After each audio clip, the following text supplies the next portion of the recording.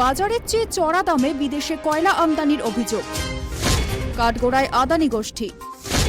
শিল্পপতি গৌতম আদানি এবং তার সংস্থার বিরুদ্ধে অভিযোগ। আদানি গোষ্ঠীর তরফে জ্বালানির দামও বাড়িয়ে দেখানো হয়েছে, ফলে ভারতীয়কে চড়া হারে বিদ্যুতের দাম মেটাতে হয়েছে। অভিযোগ খারিজ করেছে আদানি গোষ্ঠী। ভুরি ভুরি অভিযোগ থাকলেও এখনো পর্যন্ত তাদের ছুঁতে পারেনি কেউ। তার মধ্যেই ফের কাঠগড়ায় আদানি গোষ্ঠী। শিল্পপতি গৌতম আদানি এবং তার সংস্থার বিরুদ্ধে এবার বাজারের চেয়ে চড়া দামে বিদেশে কয়লা আমদানির অভিযোগ উঠল।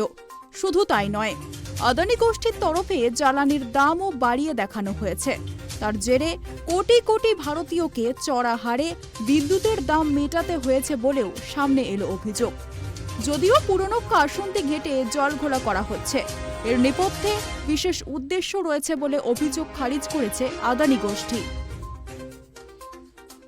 লন্ডনের ফাইন্যান্সিয়াল টাইমসের একটি রিপোর্টে এই অভিযোগ তোলা হয়েছে। শুল্কর রেকর্ড দেখে এই তথ্য হাতে এসেছে বলে জানিয়েছে তারা। 2019 থেকে 2021 দুবছরের হিসেব তুলে ধরা হয়েছে ওই রিপোর্টে। বলা হয়েছে তাইওয়ান, দুবাই এবং সিঙ্গাপুরের মতো দেশ থেকে $500 কোটি কয়লা আমদানি করেছে আদানি গোষ্ঠী। সেই বাবদ যে দাম দেখানো হয়েছে তা বাজার মূল্যের চেয়ে ঢের বেশি চড়া। ভারতের বৃহত্তম বেসরকারি কয়লা আমদানিকারী সংস্থা আদানি গোষ্ঠী। বিদেশের যে সংস্থা থেকে কয়লা আমদানি করেছে তার মধ্যে তাইওয়ানের এক ব্যবসায়ীর সংস্থাও রয়েছে। তাইওয়ানের ওই ব্যবসায়ী আদানি গোষ্ঠীর গোপন শেয়ার হোল্ডার বলেও জানা যায় সম্প্রতি। এর পাশাপাশি 2019 থেকে 2021 সাল পর্যন্ত 32 মাস ধরে ইন্দোনেশিয়া থেকে ভারতে আদানিদের সংস্থা যে কয়লা আমদানি করেছে তার শিপমেন্ট রেকর্ডও খতিয়ে দেখেছে ফাইন্যান্সিয়াল টাইমস। ওই রেকর্ডে দেখা গিয়েছে বিদেশ থেকে যে মূল্যে কয়লা কেনা হয়েছে শুল্ক দপ্তরের কাছে তার জমা দেওয়ার হিসেবে তার চেয়ে অনেক বেশি দাম দেখিয়েছে আদানি গোষ্ঠী। কয়েক কোটি নয়, $70 মিলিয়ন দাম বেশি দেখানো হয়েছে বলে অভিযোগ।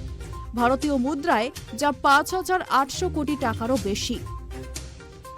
বরাবরের মতোই কয়লার দাম বাড়িয়ে দেখানোর কথা অস্বীকার করেছে আদানি গোষ্ঠী। তাদের দাবি ভিত্তিহীন অভিযোগ। যে হিসেব দেখানো হয়েছে তাও অনেক আগের বলে দাবি তাদের।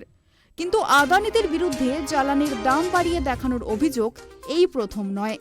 7 বছর আগে ভারত সরকারের অর্থ মন্ত্রকের রাজস্ব সংক্রান্ত ডিরেক্টরেট অফ রেভিনিউ ইন্টেলিজেন্সও এই অভিযোগ তোলে। 2016 সালে সেই নিয়ে নোটিশও দেয়া হয়, যাতে আদানি গোষ্ঠীর 5 সংস্থা এবং জ্বালানি 40 আমদানিকারীর নামও উল্লেখ করা হয়। নোটিশে সব বলা হয়েছিল ইন্দোনেশিয়া থেকে আনা জ্বালানির দাম কৃত্রিমভাবে বাড়িয়ে দেখানো হয়েছে, সেই টাকা বিদেশে পাচার করে দেয়া হয়েছে এবং দেশের বিদ্যুৎ সংস্থাগুলির কাছ থেকে বেশি টাকা আদায় করা হয়েছে পরিকল্পিতভাবে।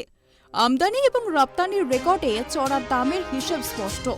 কখনো 50% বেশি দাম নেওয়া হয়েছে, কখনো আবার দাম দ্বিগুণ করে দেখানো হয়েছে, এমনটাই জানায় ডিরেক্টরেট অব রেভিনিউ ইন্টেলিজেন্স। বিষয়টি ধামাচাপা দিতে কয়লা সরবরাহকারী দেশ থেকে পাঠানো বিল তৃতীয় আরেকটি দেশে যেত, সেখান থেকে দাম বাড়িয়ে দেখানো হতো। এ নিয়ে গুজরাটেও প্রশ্নের মুখে পড়ে আদানি গোষ্ঠী। 2018 সাল থেকে সেখানে বিদ্যুতের দাম চড়া, যা মেটাতে হিমশিম খান সাধারণ মানুষ। বিরোধীদের তরফে রাজ্য বিদ্যুৎ দপ্তরের একটি চিঠিও তুলে ধরা হয়, যাতে ইন্দোনেশিয়ার বাজারে কয়লার যা দাম তার চেয়ে বেশি দামে কয়লা কেনা হয়েছে বলে উল্লেখ ছিল। কিন্তু 2016 সালে সুপ্রিম কোর্টে যে 40 সরবরাহকারীর বিরুদ্ধে আবেদন জমা দেওয়া হয়েছিল, চলতি বছরে ডিরেক্টরেট অব রেভিনিউ ইন্টেলিজেন্স সেই আবেদন তুলে নেয়। মামলা তুলে নেওয়ার পরও নতুন করে বিষয়টি সামনে আনা অর্থহীন, এমনটাই দাবি আদানিদের। এই নিয়ে ডিরেক্টরেট অব রেভিনিউ ইন্টেলিজেন্স কোনো প্রতিক্রিয়া জানায়নি।